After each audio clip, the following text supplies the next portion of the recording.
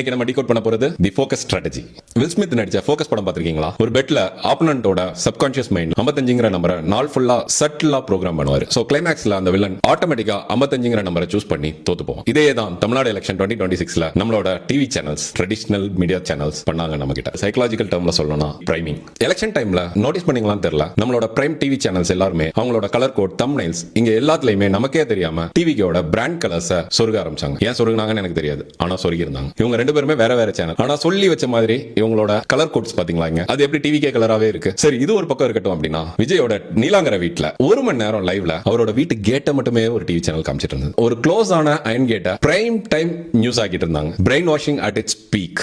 ஜெர்னலிசம்னா பவரை கொஸ்டின் பண்ணணும், தப்புனா தட்டி கேட்கணும். ஆனா நம்ம பிரைம் சேனல்ஸ் எதுவுமே பண்ணல. அவங்க பொதுச் செயலாளர் 12:30 மணிக்கு விஜய் வந்துருவாருன்னு இதே டிவி சேனல்ஸ்க்கு தான் பைட்ஸ் கொடுத்தாரு. ஆனா விஜய் வந்ததும் நைட் ஆச்சு. இதை எந்த ஒரு டிவி சேனலும் கேட்க வேண்டிய அளவுக்கு கேட்கவே இல்லை. ஆனா அங்க இருந்த நியூஸ் ரிப்போர்ட்டர்ஸ் நமக்கு சொன்னது என்ன அப்படின்னா, இன்சிடென்ட்க்கு முன்னாடி மக்கள்லாம் ஆர்வத்தோட காத்துட்டு இருக்காங்க. நேத்தே வந்துட்டாங்க, காலையில இருந்து வெயிட் பண்ணிட்டு இருக்காங்க. அங்க குடிக்க தண்ணி இல்ல, அங்க அவ்வளவு பிரச்சனை நடந்துச்சு. ஆனா இது எதையுமே நியூஸ் சேனல்ஸ் ஒழுங்கா ரிப்போர்ட் பண்ணல, இன்சிடென்ட் நடந்து முடிகிற வரைக்கும். ஆனா இந்த டிவி சேனல்ஸுக்கு அக்கௌண்டபிலிட்டி ஜீரோ.